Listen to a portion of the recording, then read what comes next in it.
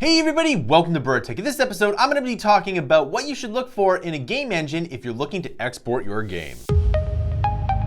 Alright, welcome back. First of this video, I want to make sure that you like and subscribe. The more subscribers you get, the more content we can make. Number one reason why you subscribe to this amazing YouTube channel is to get in the money-making trends before they go mainstream. So, if you're looking to make a game and you're looking to make profit off of said game, you need to figure out how to export it. Now, that might seem very basic, but believe it or not, it is a lot more complicated than that. So while the two major game engines, Unity and Unreal, will practically export everywhere, it's not such a walk in the park. If you want to export your game to multiple different platforms, the engine does matter. Now, it might seem like it's fairly commonplace to export your game to multiple systems, but this wasn't always the case, and even today there are game engines that have trouble exporting to certain platforms. So if you're using Unity or Unreal, the hard part about exporting your game is making sure the code works on multiple different systems. A console game is different from a mobile game, which is different from a PC game. You have to have different controls, different setups, and perhaps even different screen resolutions.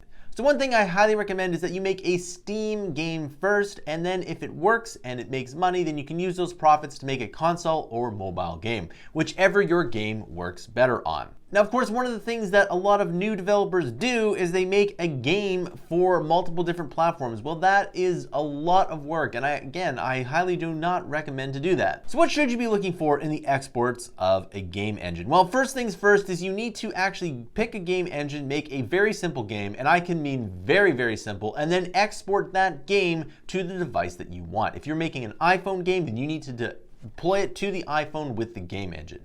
Now, most engines will let you do this in some way, shape, or form today. Now, iOS, I believe, does make you get a $99 developer yearly fee. And if that's the case, if you're really wanting to make an iPhone game, you got to pay that first, which is why I recommend Steam games first. Now, Steam games are probably the easiest because all you have to do is export your game to a PC or a Mac, preferably a PC because Mac games don't do well on Steam, but nevertheless, you are going to export it to PC, and if that works, then well, you can probably export to Steam. Now, chances are, if you are looking at a game engine and it has Steam exports, it will probably work. It might be a little bit more difficult from engine to engine, but again, uploading to Steam is probably the easiest thing to do.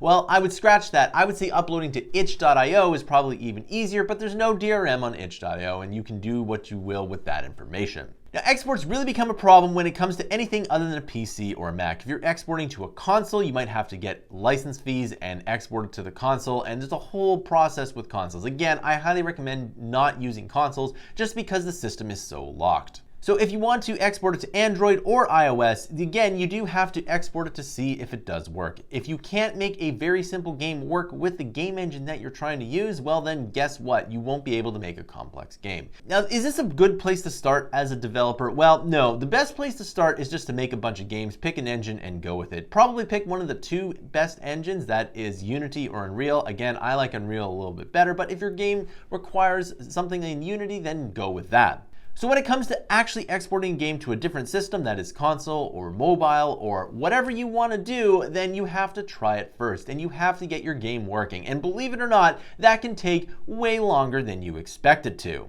One of the reasons for this is that there are sometimes different libraries on the specific device versus your computer, and these libraries don't exactly play well together. In fact, I remember making a console game way back when, and I got everything working on my PC, and then I deployed it to the console, and then there was 800 errors. And I'm not joking, there was literally 800 errors in my IDE. So I learned the hard way that deploying to a specific device might not be as smooth. And even today, if I work in a dev version or a live version of a specific web app, it might not work out the way that I want it to, and I always have to test on the live version. This is something that you always have to do because sometimes there are dev versions and there are live versions, and they might be 99.9% the same, but that 0.1% will absolutely ruin your game. Trust me on this, it's ruined tons of my projects over the years. So let's say you make a game and the game is really good, but it doesn't really export to console or mobile well. A good example of this is Construct 3. It has an HTML5 engine and you have to wrap it to mobile, and Apple doesn't really like web technology, so therefore it doesn't really have good support for web, meaning that your game might not work on the iPhone very well. Well, at this point you might be SOL, but at the same time though, you can make your game on Steam, and this seems really counterintuitive, but if your game really does well, then you're gonna have to make it for a different engine like Unity and then put it on the App Store. And believe it or not, this does actually happen.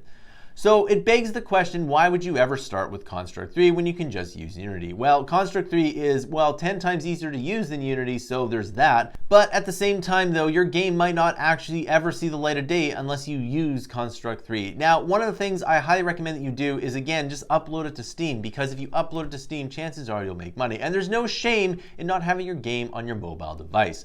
Remember that if your game works well for PC, then just upload it for PC.